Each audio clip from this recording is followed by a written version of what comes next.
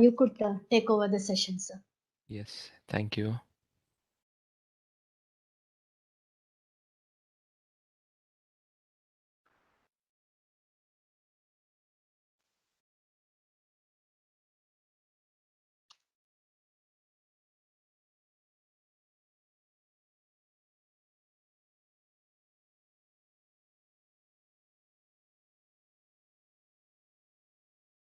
I'm just doing the screen sharing. Okay, Is my screen visible, ma'am? not yet.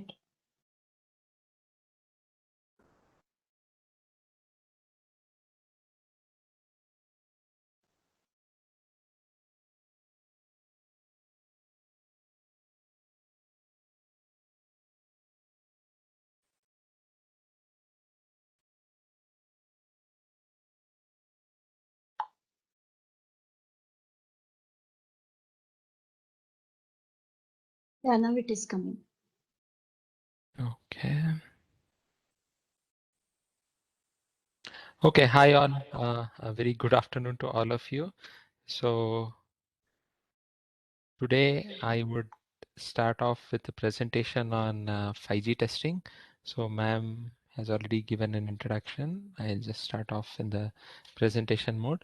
So any specific queries towards 5G or towards 5G testing, you could interrupt me.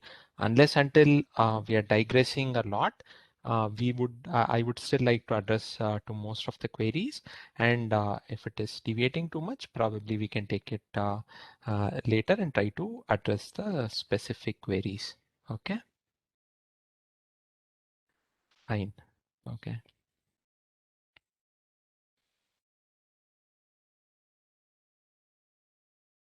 So as part of the agenda, I would like to touch upon these specific topics.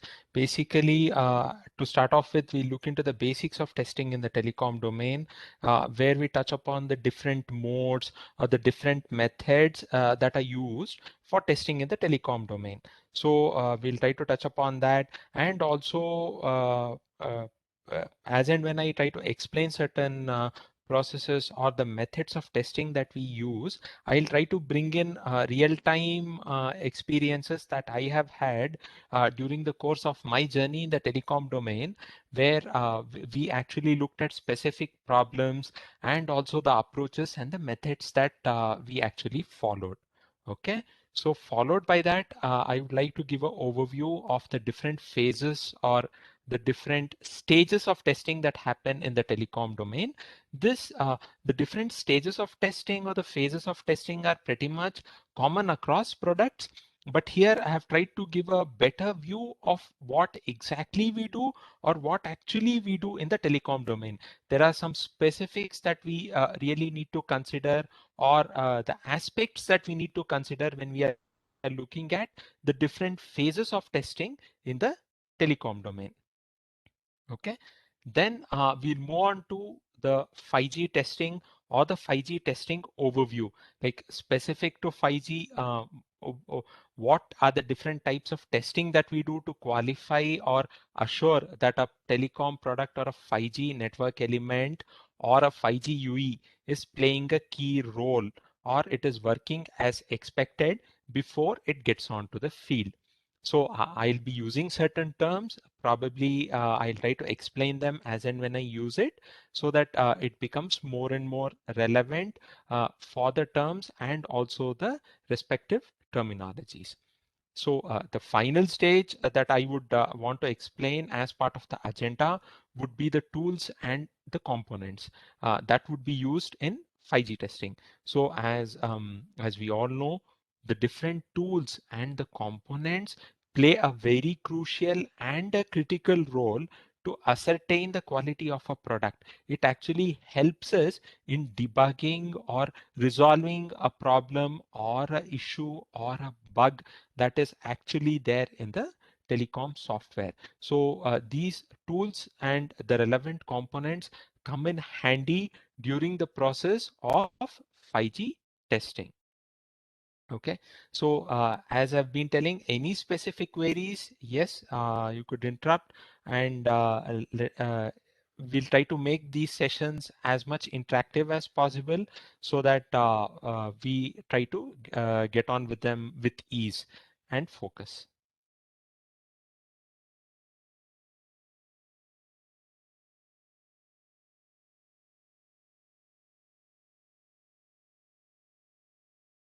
Okay, so even before we get into testing, I would like to highlight certain common aspects that we see in our day-to-day life. So whenever I start a session on 5G or the 5G testing or the basics or the architecture of 5G, I try to touch upon certain important aspects that we hear in our daily life or in our day-to-day life. So uh, when we look at the aspects or the things that are happening around us, right, that is when we get a touch and feel of, okay, this is what it is and this is how it percolates down to our real life scenario, or this is what is happening around us. Okay, so the first thing or the first part that I would like to touch upon is the need and drive. So sometimes when I keep discussing with a few of my friends, right, I just keep telling them uh, this is strongly because I've been working in the telecom domain almost for the past 15 years till date, and I consider myself very privileged to have worked across different technologies. So initially, when I got into the telecom domain, I started working on 2G. Okay. Then eventually I graduated to working on 3G, or the so-called WCDMA, and then on to LTE, and now 5G. So the evolution of technology gradually happened over a phase or over a period of time. Okay, this is the evolution of technology. Now we get to the need and drive behind it. So what actually necessitated the evolution or the drive for the enhancement in the technology?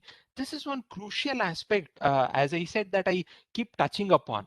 So as I was telling, about 10 years ago, we were testing the WCDMA features. Okay, okay, I was testing a specific feature called as HSDPA, which was yielding us about 14 Mbps downlink throughput, 14 megabits per second downlink throughput. At that point in time, we barely had any smartphones in India which actually was able to achieve these speeds. So it was more like, okay, in the lab, I test these phones, or I test certain network elements which are yielding me about 14 Mbps of throughput in the downlink. And when I come out, I'm still on to GSM or max GPRS, where I'm talking about data rates which is as low as 100 kbps, or maybe somewhere around that. So that was how the situation was for a specific period of time. Then uh, there was a revolution that happened with the introduction or the invention of smartphones. So once the smartphones started kicking in, right, that is when people started talking about data. Prior to it, whenever people had this perspective, it was all about mobile. Okay, so in the so-called telecom technical terms, it's typically called as a cell phone. So the main use of the cell phone, or the main use case for a cell phone, was that I would be able to talk when I'm on the move. Mobility. Mobility was one aspect which was guaranteed along with the cell phone. I can take calls when I'm traveling. I can take calls from anywhere. Unlike the typical landline phones which had these long cables which had to run along. So these are wireless and I can take calls from anywhere at any given point in time. So this was how it started. It just started with mobility, but over a period of time, it has evolved and percolated so deep and penetrated so much deep into our lives that we are hooked on to the smartphones for anything and everything today. So, which means that, as I said, about not even about 10 years ago, even when I talk of a situation for about 5, 6 years ago, or 6, 7 years ago, we were talking of data plans which would yield us 500 MB per month, or maybe 150 MB per month. That's how the service providers, right? The cellular service providers came up with their specific plans. But as and when the usage of smartphones started drastically going up. I think today we consume on an average of about 1.5 to 2 GB or sometimes 5 GB per day. So here, when we are talking about 2.5 GB to 5 GB, it is per user per day. So we are talking about a very big subscriber base. So we really need to have this infrastructure to support so many users with the required throughput. And of late, with the invention or the advent of OTT platforms, video streaming has become a dire need, or rather I would say that we really need to have a very good data connection to watch any content on any of these OTT platforms as on today. So this necessitates a very good network, the radio network, which has decent quality of service. Again, I will try to reiterate on certain points. The uh, the increase in the per capita data consumption, I always call it as per capita. One moment, I'll just try to. So I always call it as per capita. So why do I call it as per capita? It is the data consumption that is per user. We never dreamt of this about 5, 6 years ago. And today we are talking about 1.5 GB, 2 GB or 5 GB of data. And as I said, with decent quality of service. Quality of service I would like to underline because this is very essential as of today. And with the evolution, I started with the need, right? So need and drive. With the evolution or enhancement in every stage or every generation of technology, starting from 2G to 3G, uh, to LTE to 5G, one thing which is taken or which is considered is that definitely the throughput. Okay, in technical terms, it's called as throughput, or we call it as data rate. So that always increases with the evolution of every technology with every generation. Along with that, there is also the betterment and focus on the quality of service, which plays a very crucial role to drive any specific technology. Okay, so these were the factors that actually drove the evolution of technologies, starting from 2G, where we barely had data, where we would use cell phones just from a perspective to get mobility when I'm on the move, to what we are today, where we are so used to checking emails, we are so used to taking photos, transferring photos on number of apps that are available, to social media postings or browsings or app download. All these things necessitate, as I said, to have a very good data connection. Okay, so this is the need and drive. So going ahead, this is how the trend would be. And the other point that I would like to bring on, along with these OTT platforms, there is something called as real-time gaming, which is off late caught up in India. Okay, but which was present in certain specific countries like Korea and certain other places, where the real-time gaming also necessitated the need of having a very good data connection. Yes, when we were testing it some time ago, we heard that, okay, only in specific markets these are focused. But today I see that even in Indian markets, real-time gaming is so prevalent where it is also being used. So this was the need and drive, like how it started. Along with it, when it comes to 5G, there are a lot of other use cases, which I will try to touch upon as and when I progress or proceed. Okay. The second aspect that I wanted to touch upon was the 3GPP perspective. I think there have been few sessions where they have touched upon the 3GPP perspective as well. So 3GPP is the full form of 3GPP stands for third generation partnership project. So here it is more likely a forum where the big companies in the network side, maybe to quote examples, Nokia, Ericsson, Huawei, ZTE, Samsung, they come together along with the UE modem processors, meaning Qualcomm, Broadcom, Intel, Apple, Samsung, MediaTek, they all form a forum, okay? Uh, and it is called as 3GPP forum. The main intent or the main drive or the main need that is needed for forming this forum was more like this. We need, okay, the all these UE equipment manufacturers, they're called as OEMs. All these OEMs that I mentioned, along with the networks, they need to interwork and co-work, which means that there has to be some common medium or common mode of communication between these entities so that they understand one to the other. When I'm talking about this, UE needs to interact with the network. Net, from a common man's perspective, uh, network needs to interact with the UE. There has to be some common form or common medium of communication. So here, I just draw this analogy.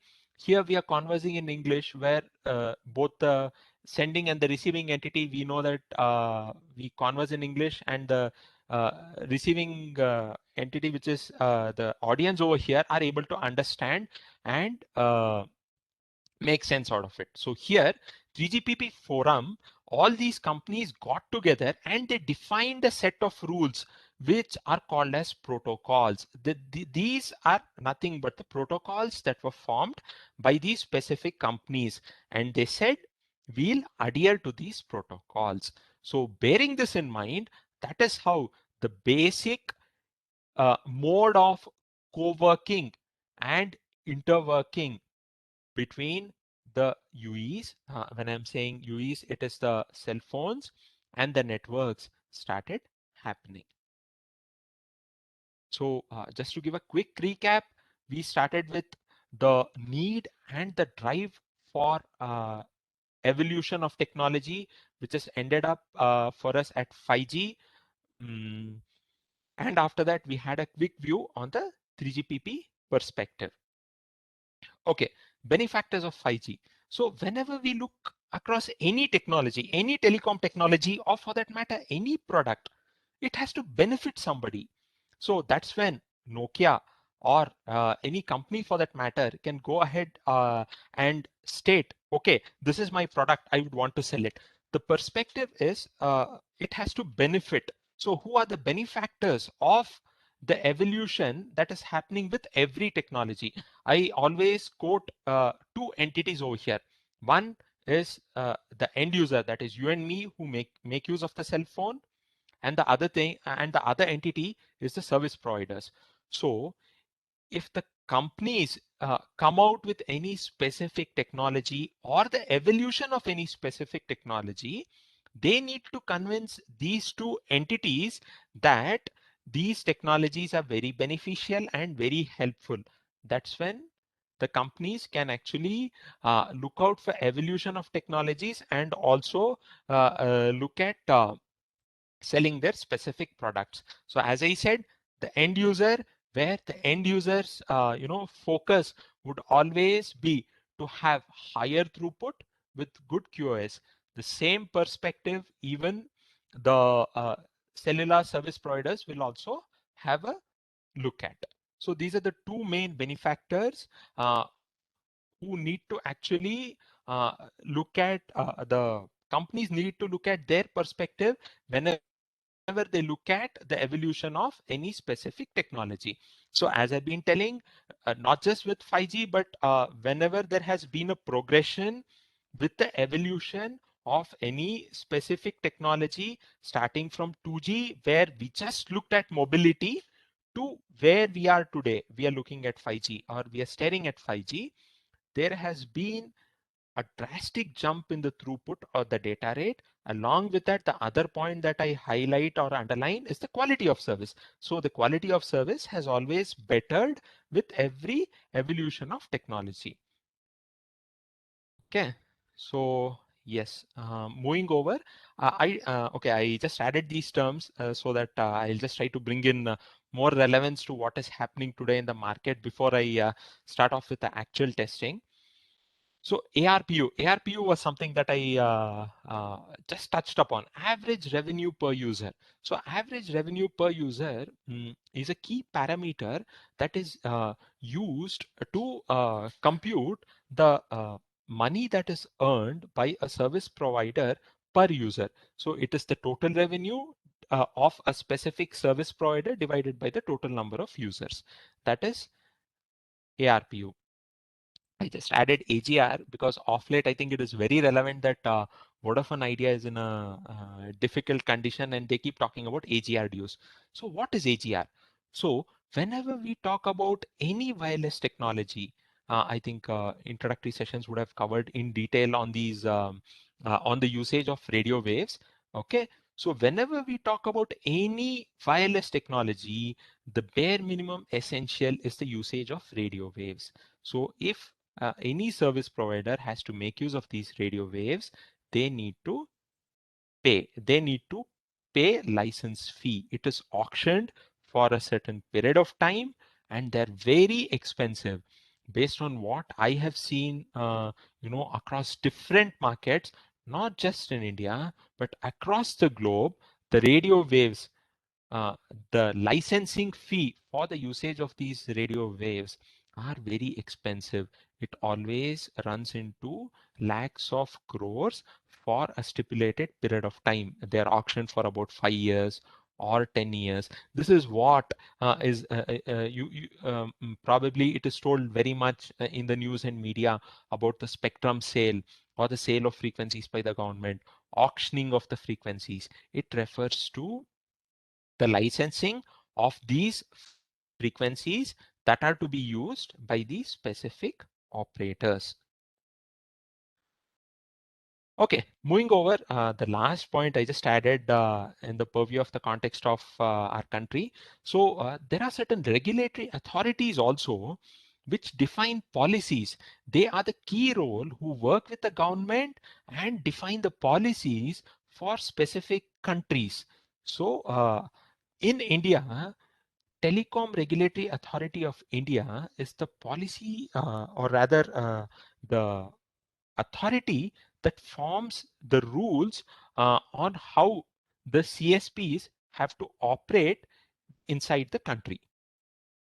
They provide guidelines which the operators need to adhere to.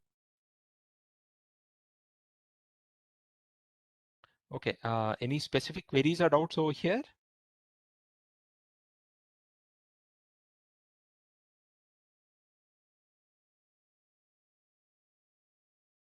Okay, I think I'll move over to the next slide. So next, we are talking about basics of testing in the telecom domain. I have just added this diagram uh, considering a very basic use case scenario where it highlights the radio interface where the cell phone is connected to a G node B along with the local server, small cell, and certain other entities which are very prevalent in our day-to-day life. So mobile, as I've been telling, plays a very crucial and a prominent role as on today and helps us a lot to carry out most of our activities in a very simplified form. So the standard definition of telecom testing states that it's the testing of telecom software. So the other important part that I wanted to stress upon was along with the hardware that is prevalent in any telecom access technology, the software also very plays a significant and a crucial role. Even in a UE, we along with the hardware, typically in a UE, there are two processes.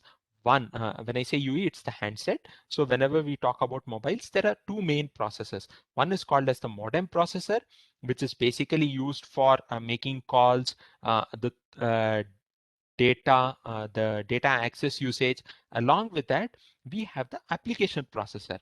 So when we are mentioning about application processor, we are talking about the processor that helps in the multimedia applications, maybe camera, taking videos, and all these type of applications, or basically what is called as in common man's terms, the apps. So these are the two main processes that are present in the UE. Why did I come to this part?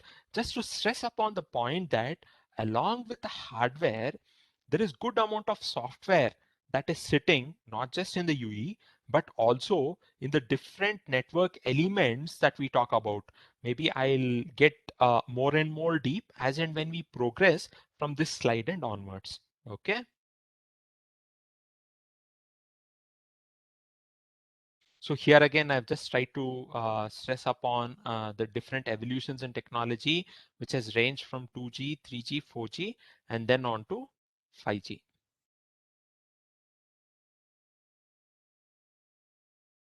Okay, the other important aspect whenever we talk about telecom domain in general, okay, we talk about two main entities.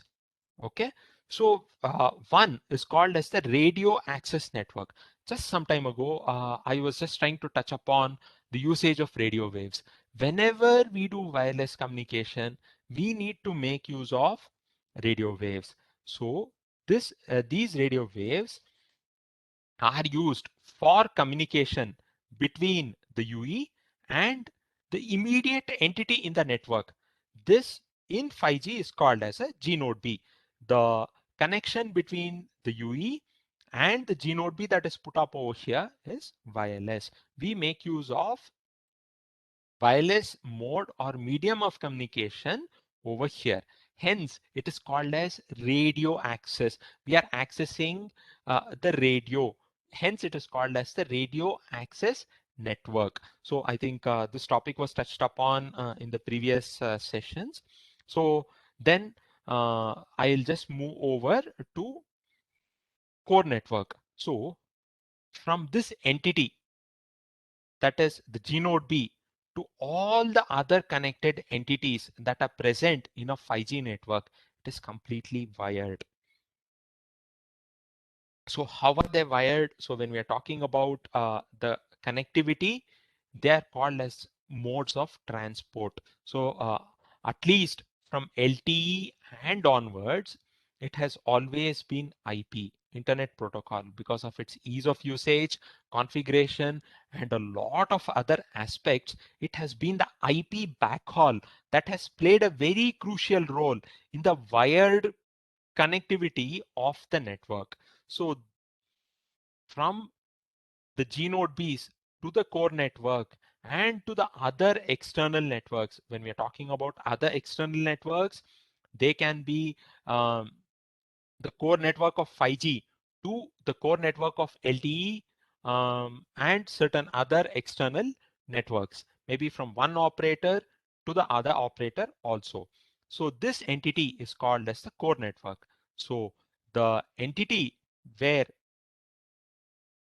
uh, where the UE is used to interact with the nearest network element for mode or any means of communication in the uplink, sorry, or in the downlink is called as the radio access network. Okay, so from the UE, the user entity or the user equipment to the G node B, it is always wireless mode of communication. From the radio access network to the core network and to the other external networks. When we are talking about other external networks, as I said, it can be a LTE network or it can be a network of another operator. Consider this to be operator one. So it is connected to another operator, operator two. So the link is always through the core network. So this is how it goes. So whenever we are talking about coming back again, whenever we are talking about telecom testing, we always keep referring to these terms or terminologies, which I just said at the start of the session. We talk about radio access network and also we keep referring to uh, core network. Okay. Yes. So here also, I would just like to touch upon, I added this specific diagram to give a very specific view where I just started with cell phones, which were just used for the case of mobility.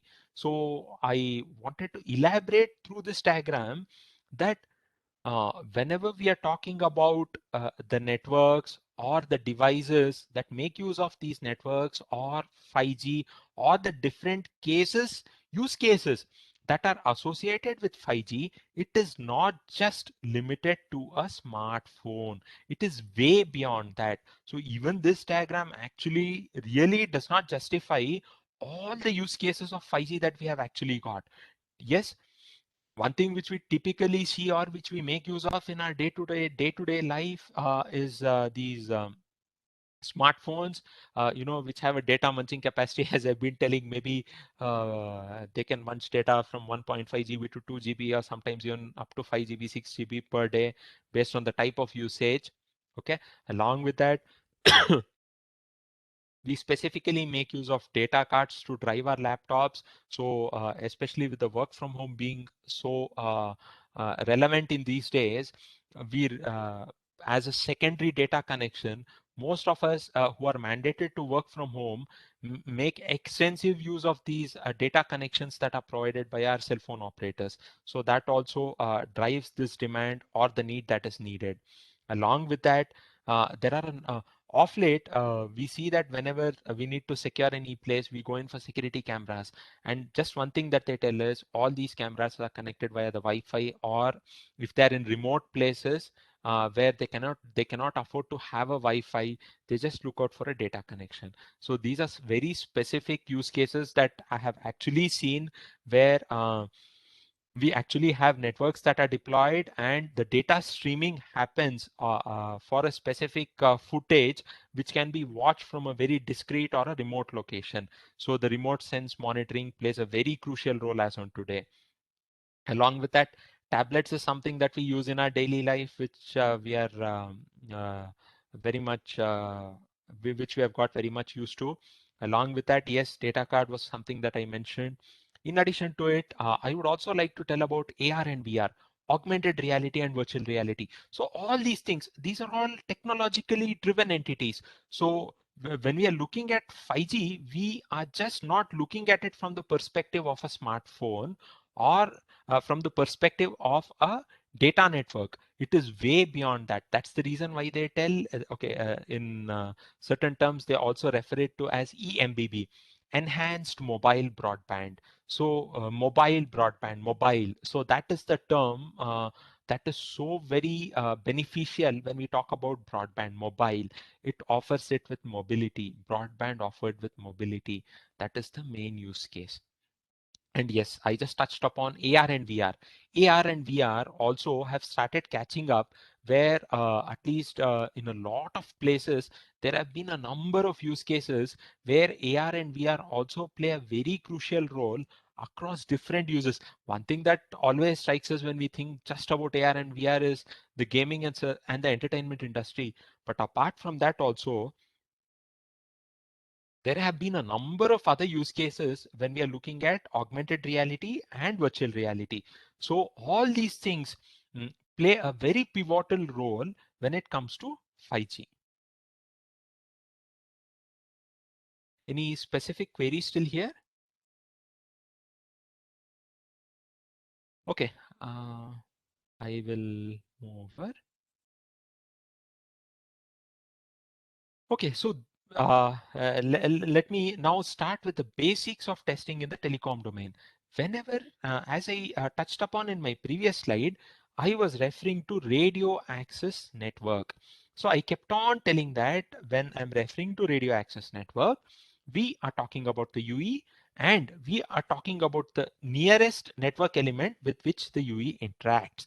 That is the G node B or the E node B. So the mode of communication between the UE and the G node B is always wireless. Hence, we make use of the radio waves. These radio waves are nothing but the waves that have the property of EM waves or the electromagnetic waves, and hence they are expected to have the velocity of light, which is about which is considered as 3 into 10 power 8 meter per second. So that's how these waves are classified and actually told. And I also spoke about the auctioning of these waves, which is done by the specific governments across different countries. So here again, coming back, we are talking about the UE, we are talking about the radio network or the combined entity which is called as the radio access network, where the testing of these entities play a very crucial role. Okay. And along with that, I spoke about core network. There are a number of entities in the core network.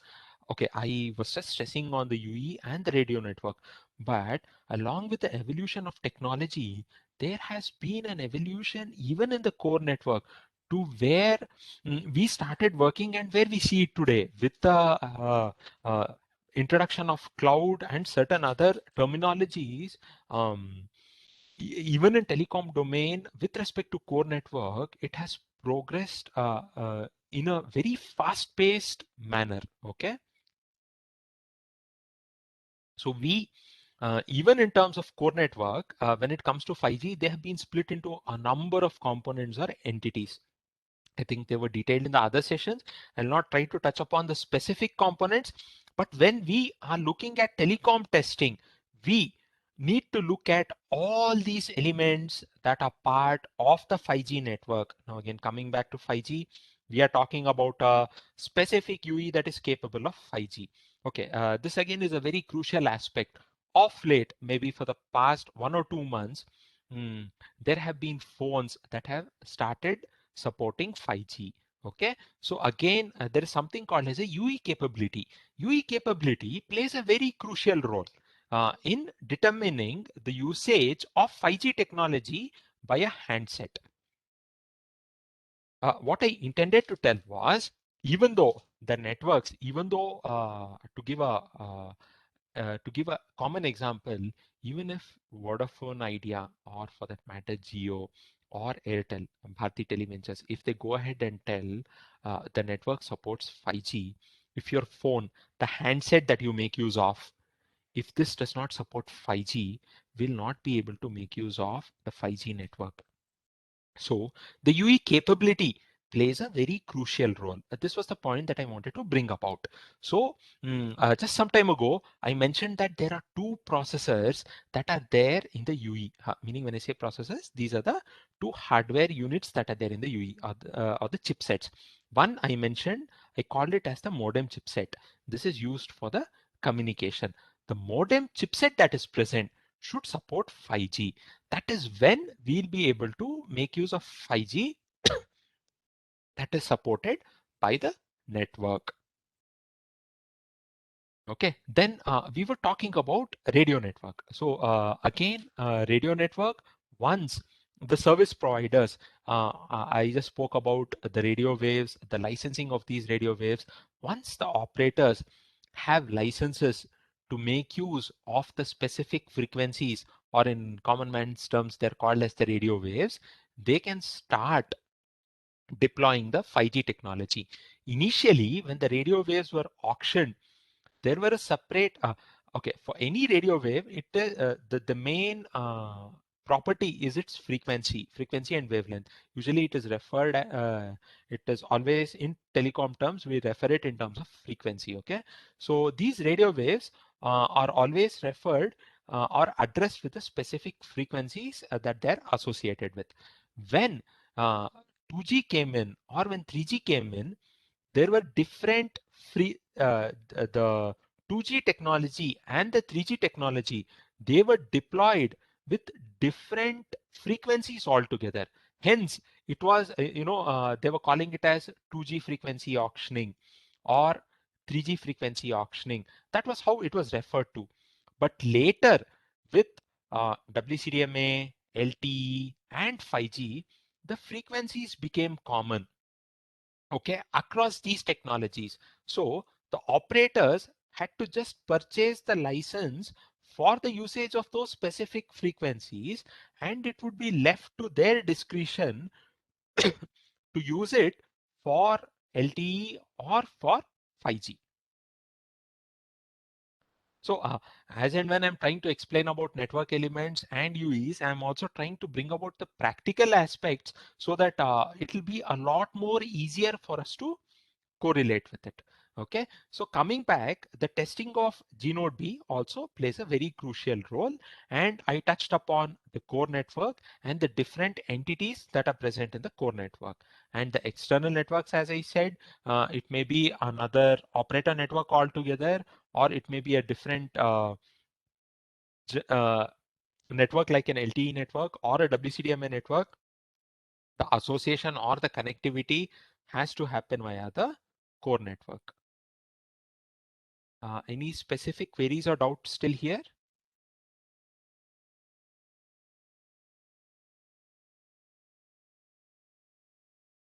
Okay, I'll try to move over. Okay, these are the different phases of testing when we look at any telecom network element.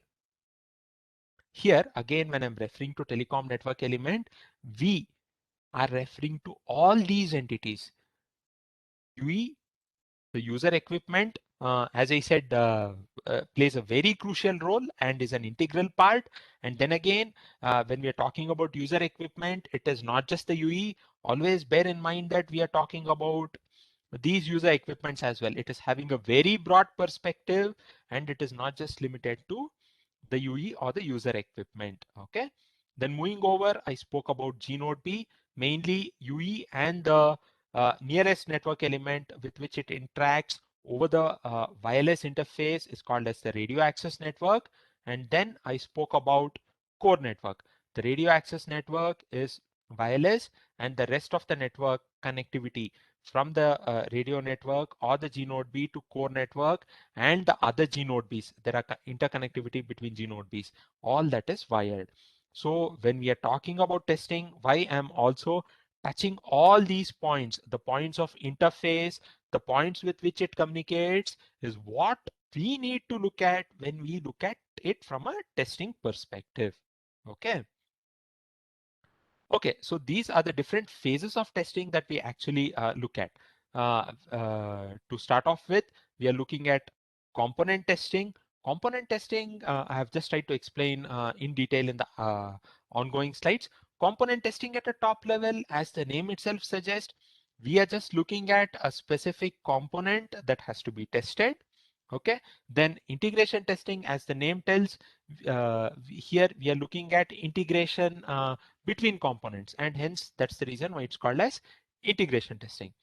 System verification, we as the name itself suggests, we are looking at a system. So it is not just a single component, or it is not just integration of one or two components, but we are looking at it as a system which needs to be verified. Okay, then field verification. I will like to spend some quality time on field verification, where I'll try to bring out some examples and try to explain on what is done in field verification or how it is done.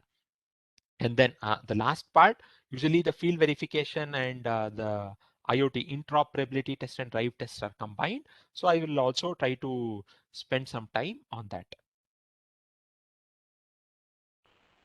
Okay, so this is typically the diagram of the entire network architecture of 5G. So why did I put this diagram? Because in my previous slide, I said component testing. I spoke about integration testing. And I said component testing, as the name suggests, we are looking at the testing of a specific component. So here in telecom, in 5G, what are the components that we need to look at? That is what is the essence of component testing. Integration testing, I mentioned, we here are trying to look at integration between one or two components. That part comes under integration testing.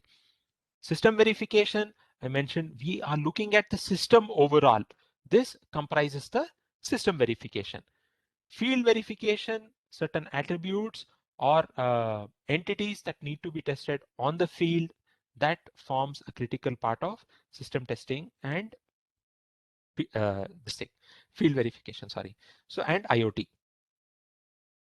Here, these typically are the different layers that are present in a UE, G node B, and the core network. So this is one diagram that comprises most of the different layers. Here, each layer, physical layer or a MAC layer or a RLC layer or a PDCP layer, these form the different components. I would not deep dive into the components part of it, but all these are very crucial components at a UE.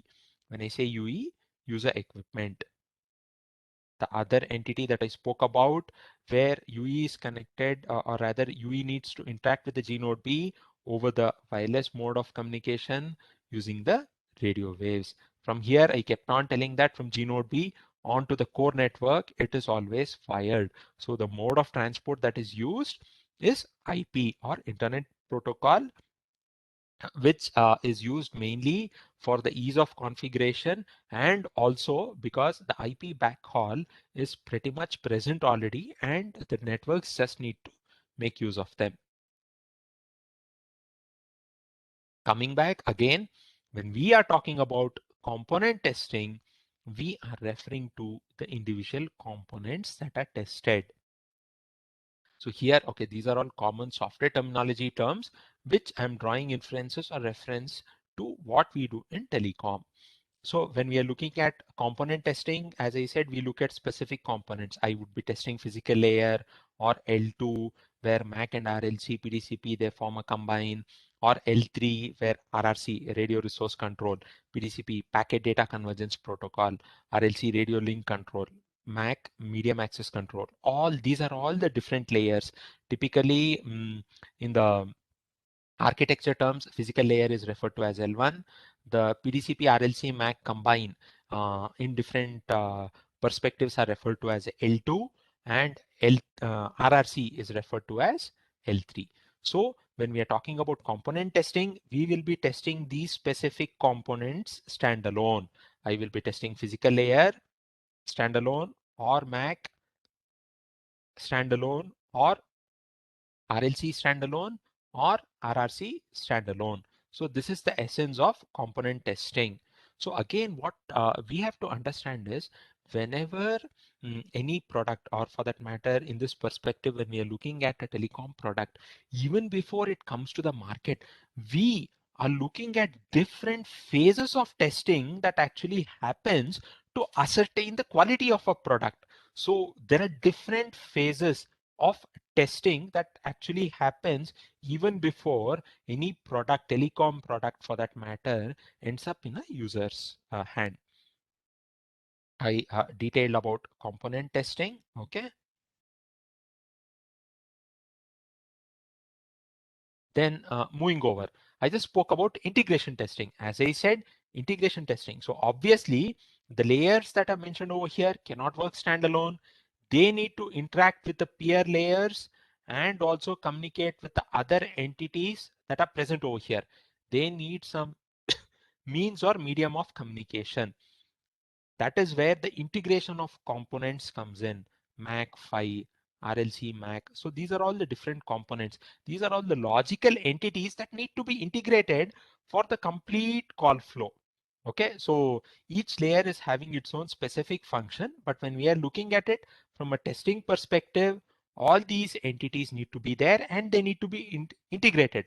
When I say integrated, they need to interface, they need to interact with each other.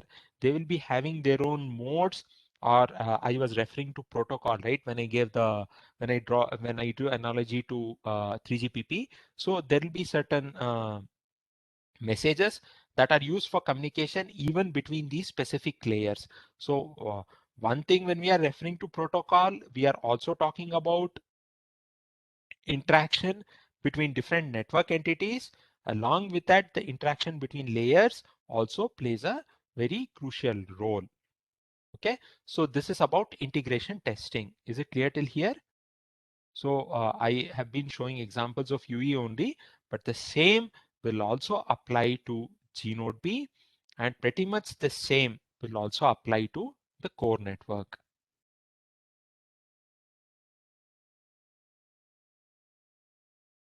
Okay, so system testing. As I was telling, system testing also plays a very crucial role in evaluating the quality of a system. So first we started talking about component testing. Here when we spoke about component testing, we were looking at testing of specific components, maybe Phi, Mac, RLC as standalone entities. Then we spoke about integration testing where we were looking at one or two components that were tested. Here when we are talking about integration, when we are talking about system testing, it is the entire system. The UE in this case, the UE in this case is a system. So the entire UE is what is being tested as part of the system testing. Here the G node B is what is being tested as a component or as a product as part of system testing. Here the core network, there are different components in the core network, AMF, AUSF, UPW, there are different components. So when we are talking about core network, the entire core network as a system is being tested. Okay, so this forms the crux of system testing. We are looking at a system when we are looking at the stage of system testing. So to start off with, again to reiterate, we started with component testing. Once it passes the component testing phase, it moves over to integration testing. Then once the integration testing is completed, then it moves over to system testing. Okay, so once it passes the phase of system testing,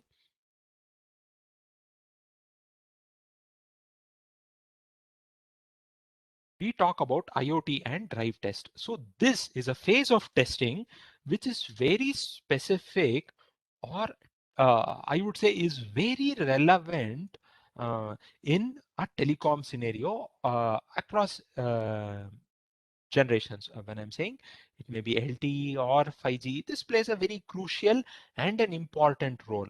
That is because all the other phases of testing that we are talking about, right? This happens in a closed environment, which means it would typically happen in a lab. Lab type of an environment is where a component testing is done or an integration verification testing is being done, where the network entities or the network equipments that are present are pretty much housed in a lab in any of these companies. Even the system testing for that matter is done in a specific lab under a confined environment. So when the product needs to be launched, it should actually work on the field. That is where the drive tests play a very crucial role. So at different stages in my career, when I started off, I was involved in drive test where we typically had this photo. I really like this photo. That is because this is exactly how we do the drive test. We have a cell phone which is yet to get to the market, okay, which is yet to get to the market, and I make a call.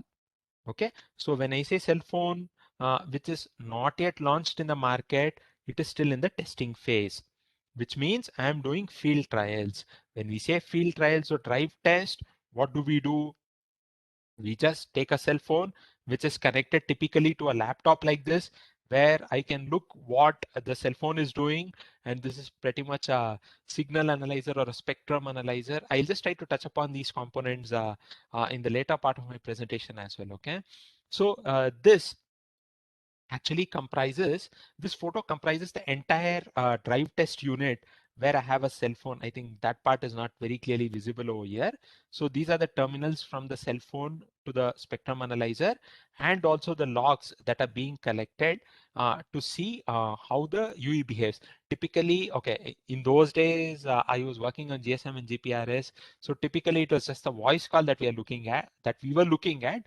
But as on today, when we are looking at it from a broader perspective, it is way beyond that. It would not just be a normal voice call, but we can have different types of data calls that are running in the background. So as on today, I would tell that our data connections, or we are always on call. That is because even though typically I'm not on a voice call, that the data is always on, meaning the Outlook would be getting refreshed, or some app updates would be happening, or any of my social media statuses or any other things would keep getting updated in the background.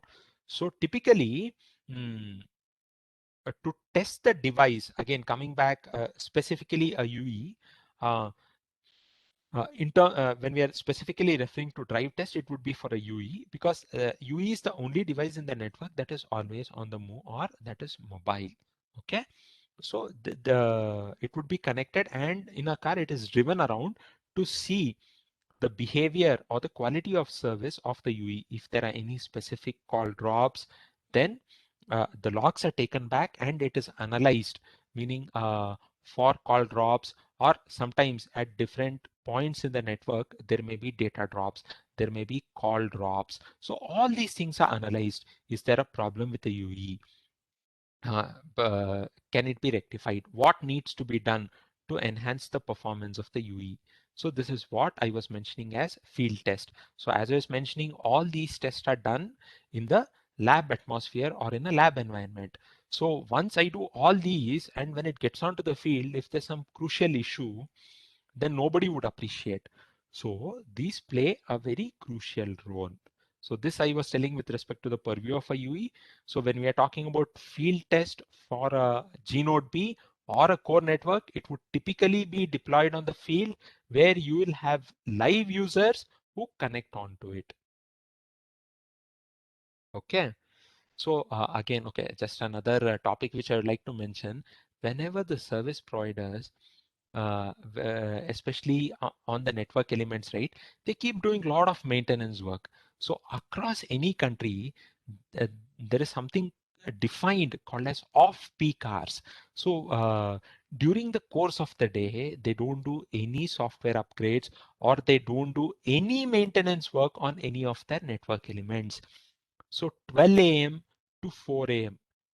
In most of the countries across the globe, this convention is followed. 12 a.m. to 4 a.m. is called as the off-peak hour.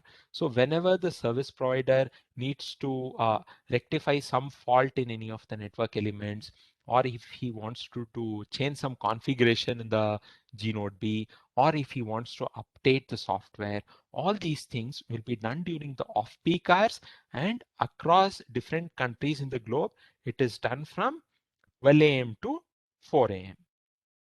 I just brought out this point. And yeah, the other thing which I kept on highlighting and I said that I'll explain, right? It was about IoT, interoperability. So it's like this, okay?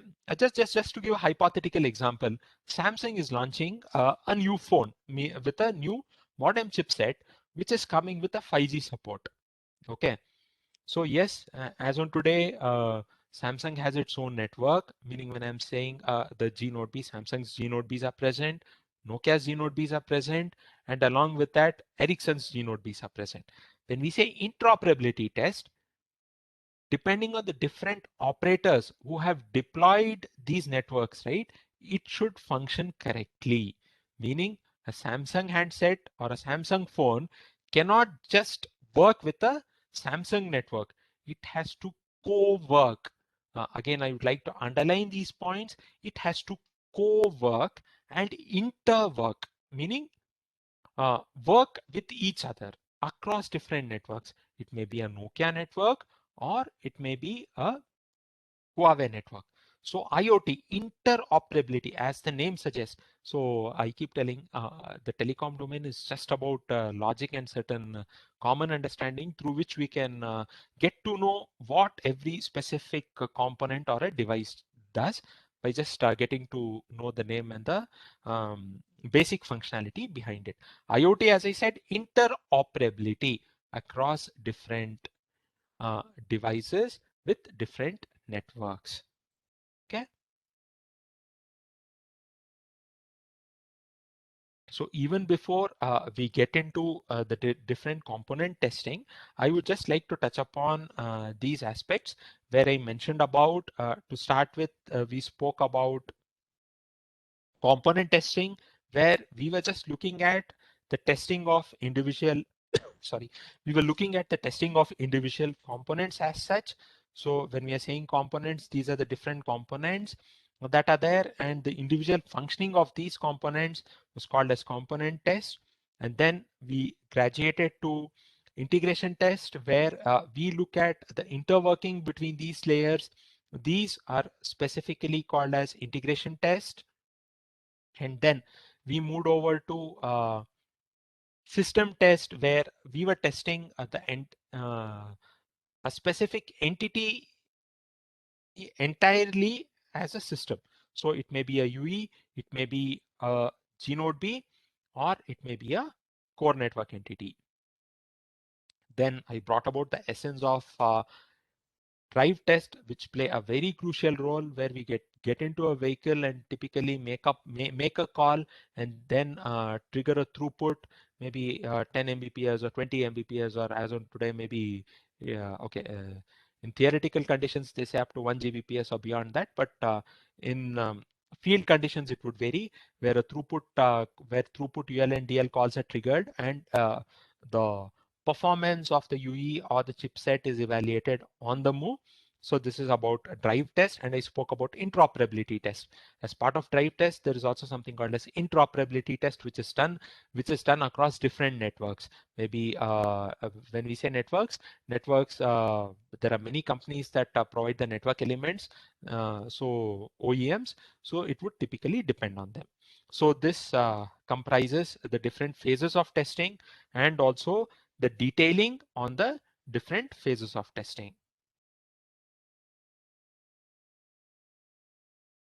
Okay, fine. So here I have just put up a diagram, and I just wanted to specifically add this slide. That is because I just spoke about 3GPP, right? 3GPP also has specifically told that when a UE or a user equipment is launched, or before it is launched, it has to adhere to conformance tests. So that forms an integral entity. So what are conformance tests? I spoke about 3GPP. 3GPP, again, as I said, all the UE manufacturers, the chipset manufacturers, like I spoke about Samsung, Apple, MediaTek, QC, Qualcomm, all these, Marvell of late, maybe NXP also, all these, along with the network equipment manufacturers.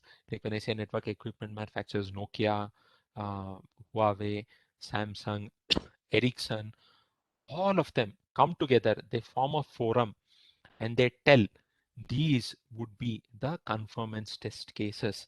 They are actually specified. So 3gpp.org is a website through which we can download all these specifications. They're called a spec. In the 3GPP terms, they're referred to as specifications or spec, which define rules, and it has to be adhered by the UE. As I said, the 3GPP defines rules, which plays a very crucial role in the co-working and interworking across different networks. So coming back, any UE before it is launched into the market should get through the phase of conformance testing. Okay, so the conformance testing standard is actually specified by 3GPP. When we, sorry, there's a question, 1 minute.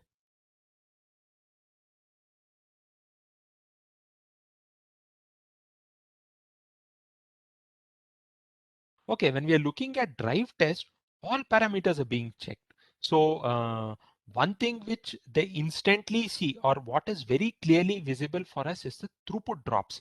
So if I'm configuring about 10 Mbps, right?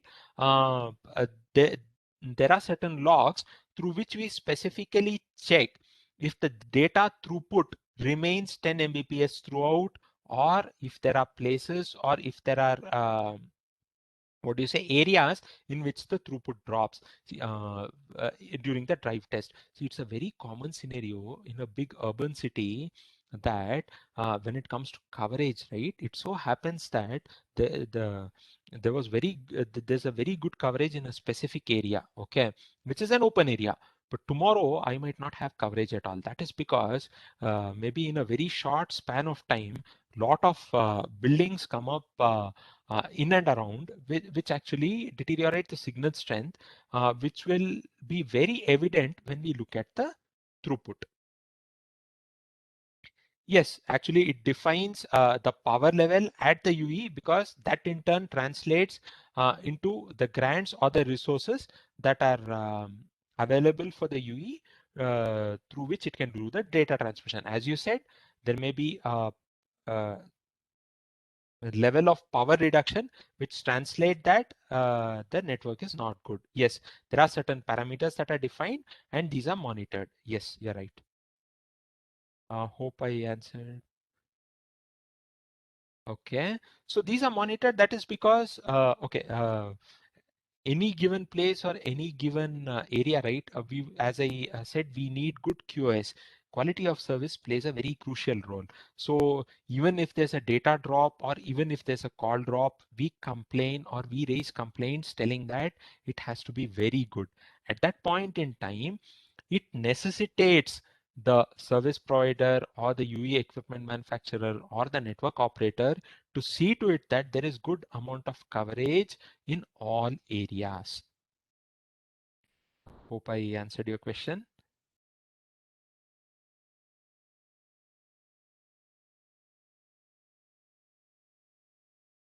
Okay, thank you.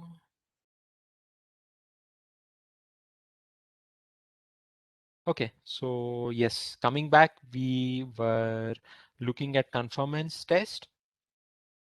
As I said, we have an entity called as third generation partnership project, which defines what the conformance tests are and how they should actually uh, how the UE should specifically work in conformance with the standards that are being set. So typically from a common man or layman's terms, these are the steps that are there. Step one, where the UE sends certain messages to the system simulator. So again, when we are talking about system simulator and conformance test, we are talking about a lab environment, which is a confined environment. It is not in the field or it is not outside. So this typically forms a conformance set of test. And when we are talking about a UE which is being tested. UE is the system under test over here. Okay, so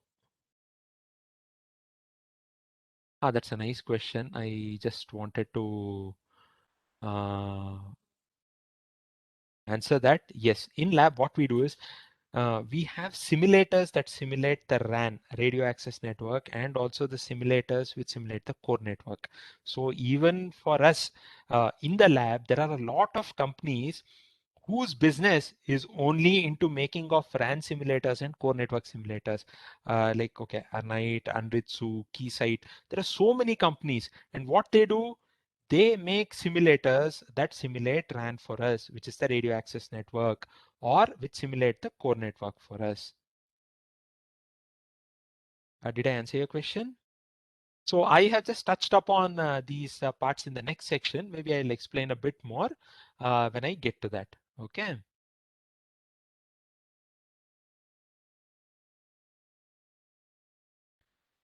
Okay, so here, this is typically an end-to-end network. This is still, I think Sandeep was mentioning about okay, they're called as emulators in technical terms. I'll tell you why it's called as an emulator and the difference between a emulator and a simulator as and when I move forward. I've added a dedicated slide towards it.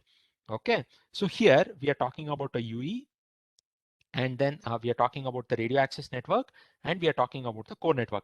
Here the system under test is my UE. So as my system under test is my UE, this is what the company will manufacture and it needs to be tested. But uh, the company, due to different reasons, maybe due to money or due to availability reasons, they might not have an actual RAN or a core network. That's when the simulators or emulators of these RAN and core networks come into play. So as I said, there are companies whose sole job or purpose is to sell RAN emulators or simulators or core network emulators or simulators. They're into that business. So also, like how the technologies evolved, even they have evolved and they have been coming out with their products which would simulate maybe to start off with a 2G RAN. As on today, it's graduated to 5G RAN.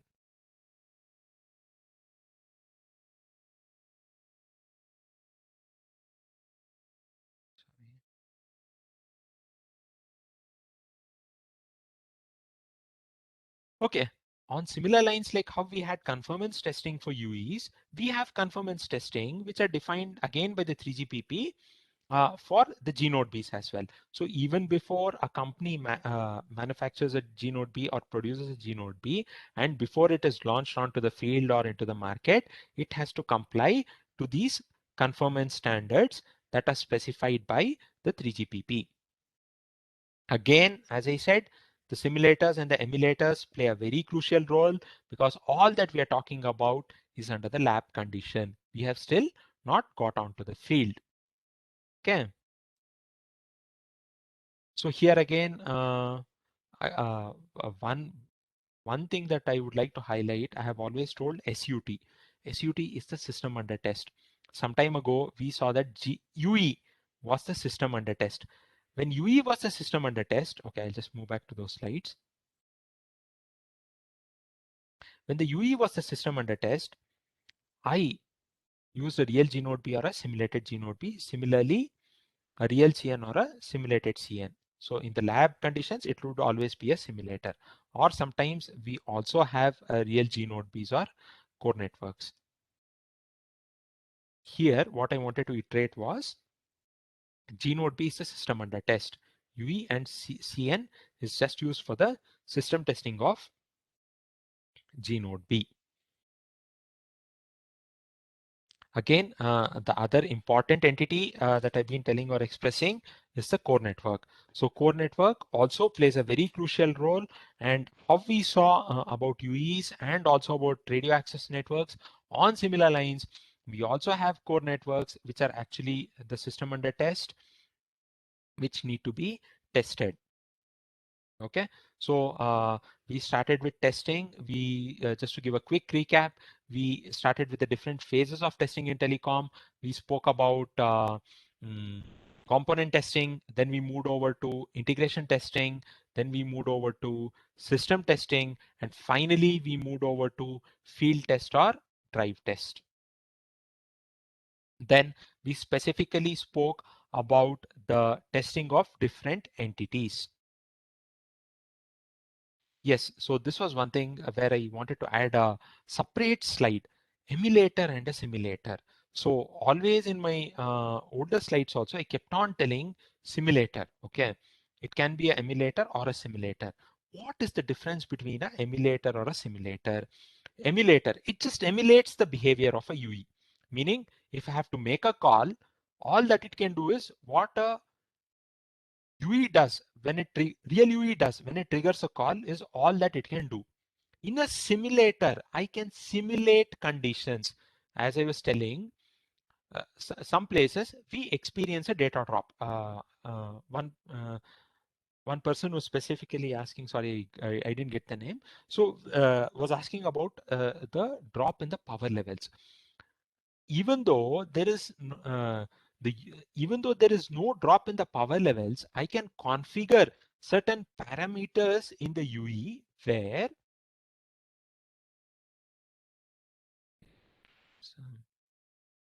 it was Ram Kamal sir who was specifically asking about the power levels. So when it comes to simulators, I can actually look at the UE and configure that even though the power levels are good, the UE sees a bad power level. This is a simulator. I can simulate real-time conditions. Even though the power level conditions are very good at a specific area, just to see how the network behaves, mainly to see what all actions the network takes to see to it that the connection is intact. I can simulate these conditions by making use of a simulator. When it comes to an emulator, it is just an entity that replicates the behavior of a UE. I cannot simulate any conditions. Simulator is is an entity where I would be able to simulate real-time conditions. This is how in a lab environment I can actually sit and see that though I will not have much of a flexibility, I can vary the power levels or I can see to it that the UE sees lower power levels than what it is anticipated to receive. So this is the main crux between a simulator and an emulator. Emulator just emulates the behavior. Simulator, I can simulate it to, or rather manipulate it to see the power level good or see the power level bad. So this is the difference between a emulator and a simulator.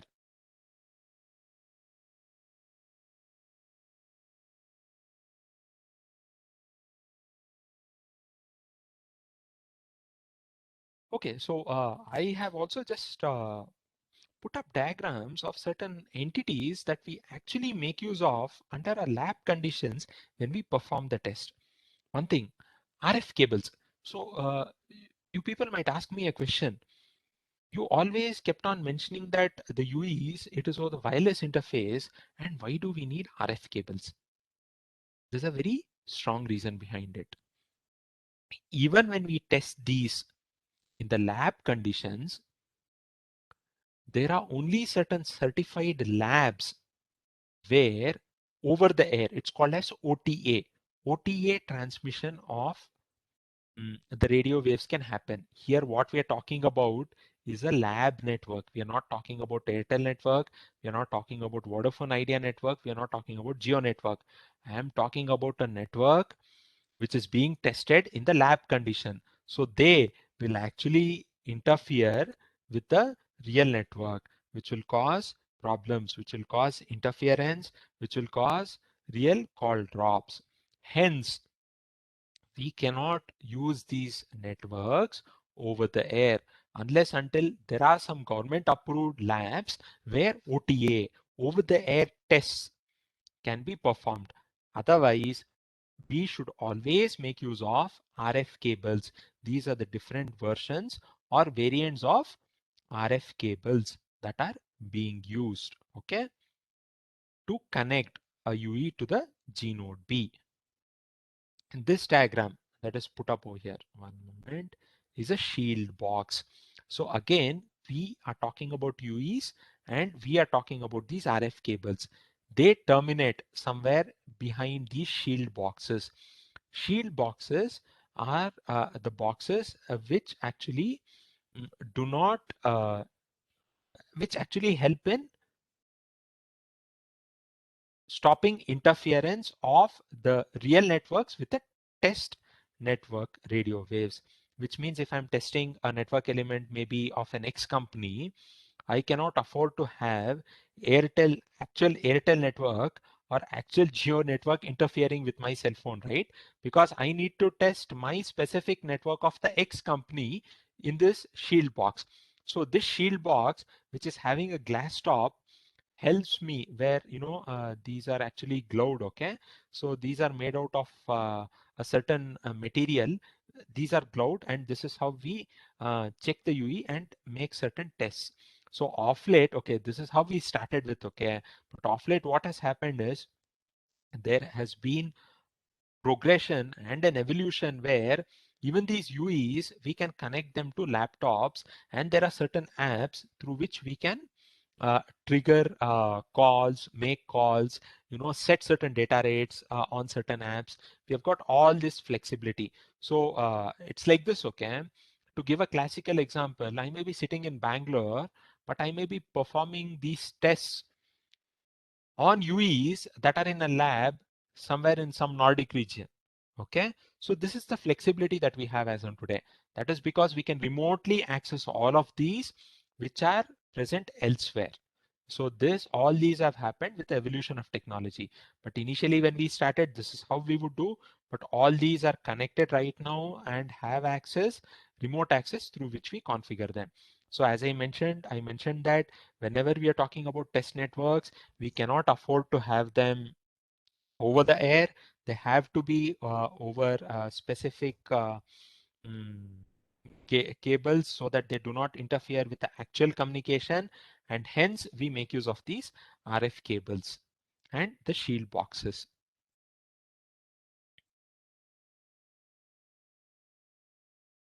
Okay, so as the name suggests, they are attenuators.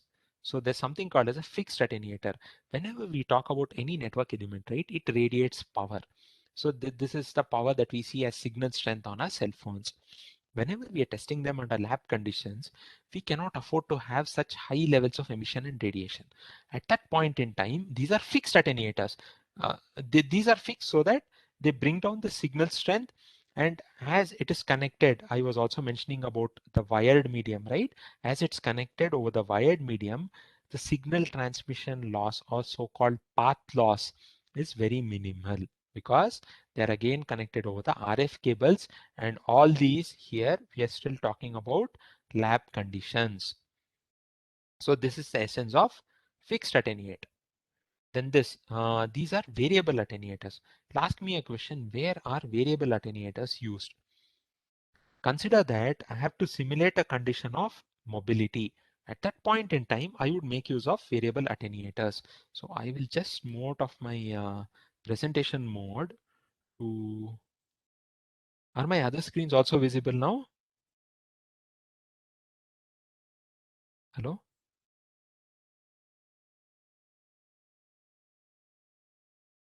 Okay, 1 minute.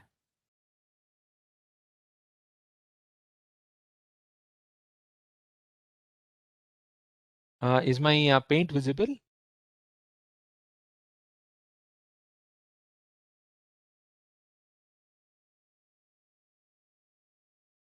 Okay. Yes, Sandeep, 1 minute. I'll just get to full screen sharing mode.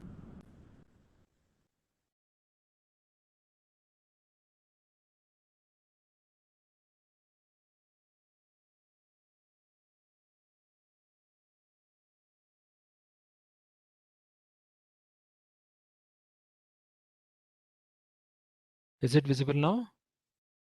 Okay, super. So I just started with variable attenuators, right? So I draw this diagram, okay? So consider this to be my, spare me for my diagram, consider this to be my G node B1, okay? Consider this, hope my screen is visible, right? I'm considering that my screen is visible and going ahead. So this is my G node B2. So this is the coverage area of my G node B1. Okay, super. So this is the coverage area of my, sorry, this is the coverage area of my G node B2. Okay, consider that there's a UE over here. The UE typically traverses this path. Okay, at that point in time, I just started off that mobility plays a very crucial role when we are talking about wireless networks, right? As long as the UE is over here in this path, meaning traversing this path, he would be under the connectivity of G node B1. As and when he traverses this path, he would come under the connectivity of, it's the same UE, I'll call it as 1. The same UE would have better coverage of G node B2 as and when he moves along this path. At that time, the call has to be handed over. It's the same UE that is, okay, just circle it. The same UE has to be handed over from G node B1 to G node B2. That is because he's using the resources of G node B2 from here and onwards. So bearing this in mind, this is a real life scenario. But when I am looking at a lab condition, I cannot simulate the exact movement of the UE. At that point in time, what I would do is,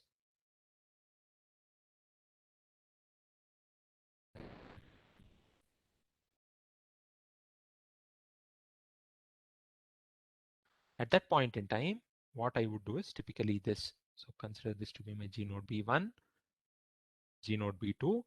So this is my radiating area. Okay. This I'm talking about under the lab condition. So this is the UE. Okay.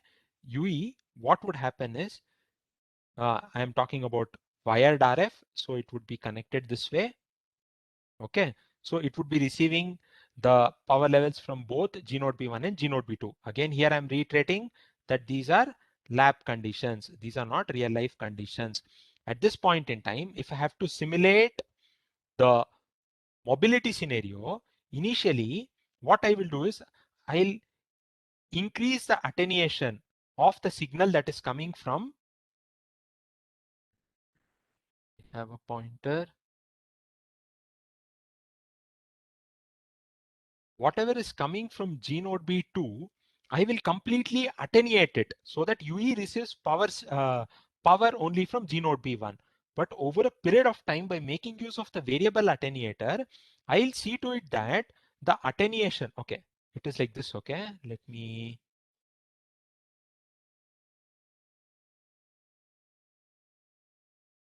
put it in this diagram. So initially, the G node B1's power level is max, okay, that of G node B2 is 0 because I have attenuated it. So as and when I have to trigger the mobility, what I will do for G node B1, I will decrease the power level, whereas I'll make the G node B2's power level better. So this will actually trigger the mobility scenario. How do?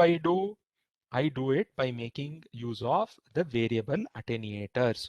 Hope I was able to convey. So this is a very important point that we do in the lab and plays a very crucial role in actually the simulation of the mobility scenario. So how do we trigger the mobility scenario in the lab? This is how we actually do it. So both of these are connected to the UE, and over a period of time, what we do, G node B once power level is set to max to the UE, it is gradually decreased, whereas G node B2's power level is made better so that it gets better over a period of time, and I would be able to trigger the mobility scenario. Okay, so spectral analyzers, or these are called as signal analyzers. Signal analyzers also play a very crucial role in determining if the frequency of transmission or reception is right or wrong. So we make use of these spectral analyzers, which are really very expensive. And we have them in our lab conditions. So typically what are they used for? I always kept mentioning that whenever the transmission happens between the UE and the network element, which is the G node B, it is over the medium of interface, which is air. So if I'm transmitting at a specific value of frequency, the actual transmission also should happen at a specific value of frequency. But sometimes there are there are certain entities called as frequency offsets that get added. Due to this, the UE is expecting on frequency F1, whereas it is being received at F1 plus delta. That we'll be able to get to know only when we look at spectrum analyzers. If the actual transmission frequency is matching the transmission at which the radio wave happens.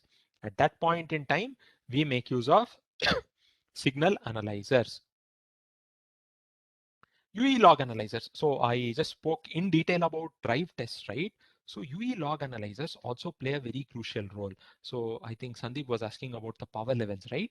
So how do we get to know what are the power levels? So these UE log analyzers, which are sold by certain companies, help us to understand how the UE is seeing a certain power level or a certain parameter, how good the power level is, how good the, okay, sorry, Raj Kamal sir asked about the power levels. So how good the power levels is, or how bad the radio conditions are, or how good the radio conditions are.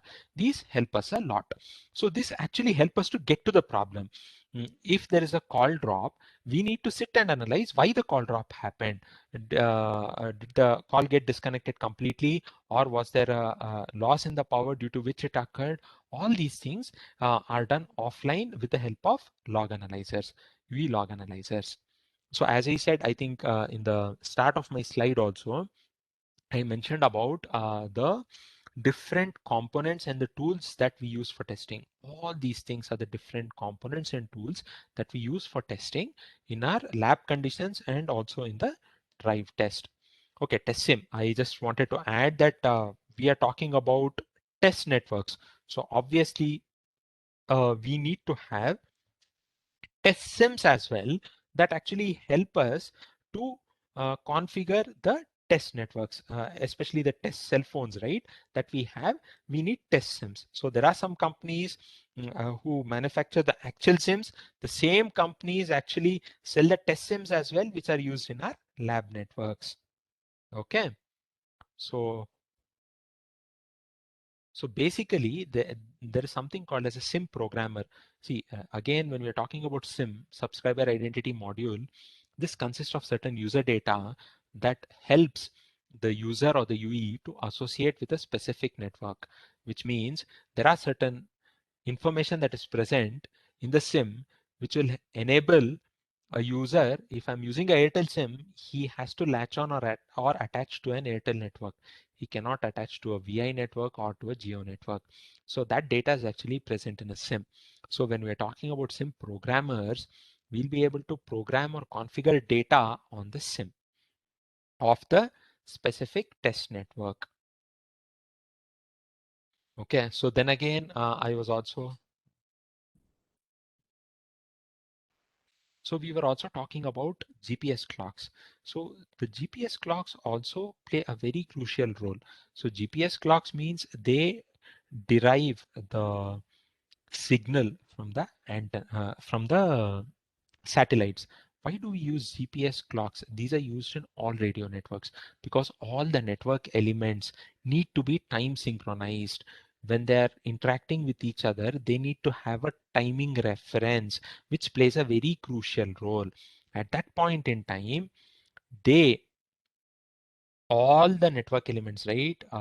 They are connected to a GPS source, which derives the clock from the satellite signal. So these are across different network elements which are configured in different networks, maybe Airtel or Vodafone or Geo.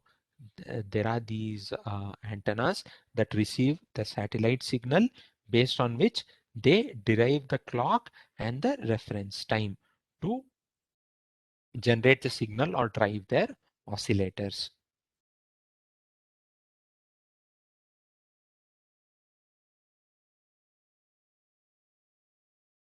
Okay, I'm almost at the end of my presentation.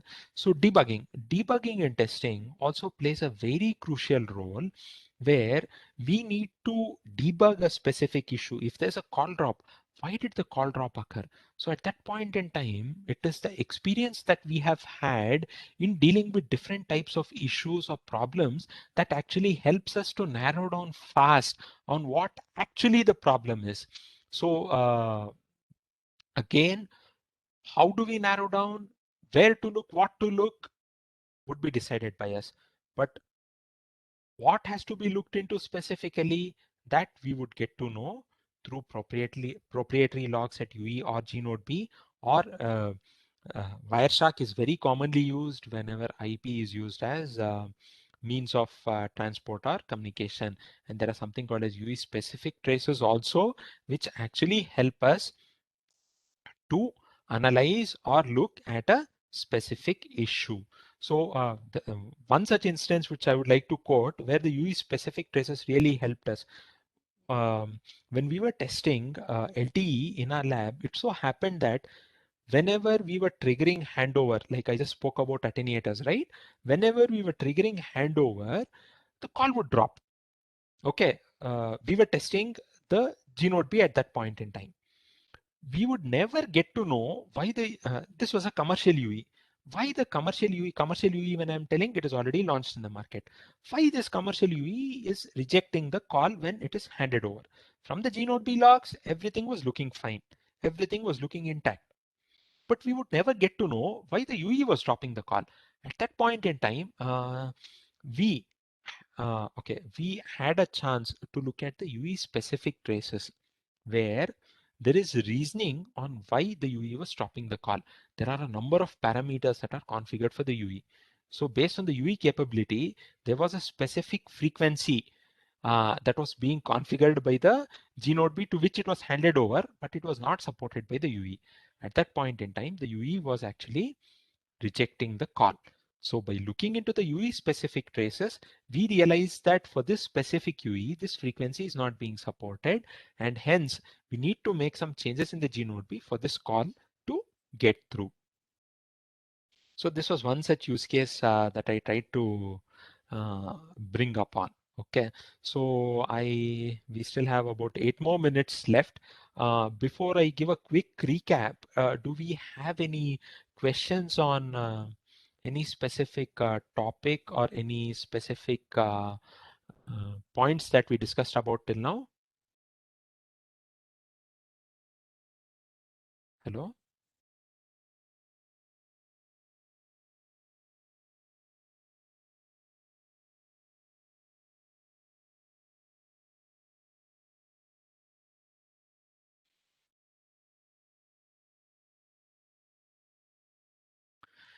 Okay, if okay, I see. Yeah.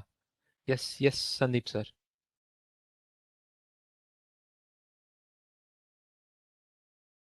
Yes, sir, I'm waiting for a question.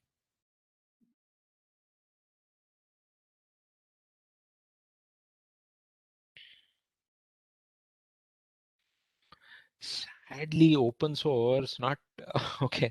There has not been much of a drive when it comes to simulation or emulation, even though there were few products which were in their initial stages with open source, they eventually got killed by the real tools, Sandeep sir. So even though we may see in some corner some open source tool, they're not very reliable when we are talking about the simulation or emulation part. And maybe with the network opening up, there is probability with the open run coming in and certain other things coming in, we may see the advent of open source tools for simulation and emulation as well. That is my hope. So we'll see. But all the tools that I have used or we have used till now are all on paid basis.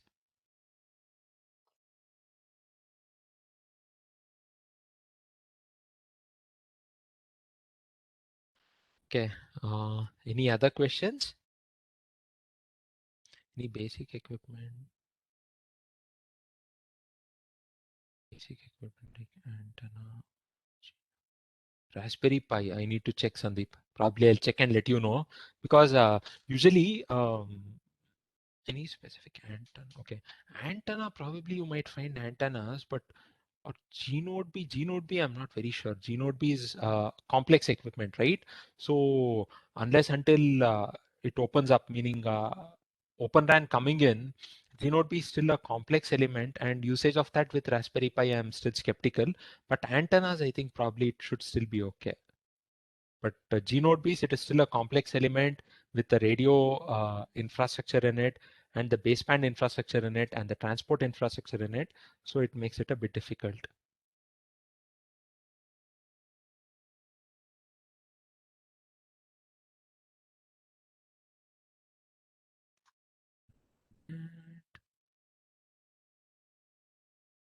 Okay, then I will try to have a look. Maybe I haven't looked into it, Sandeep sir. I will try to have a look about it, and then maybe I will detail detail it to you. Maybe we can take it offline. I will check this. It sounds interesting for me also. So if it is coming, if it is coming in a Raspberry Pi, it's really interesting. We can check it offline as well, Sandeep sir.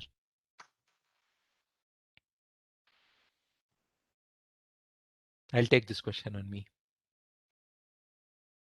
Okay. Any other queries?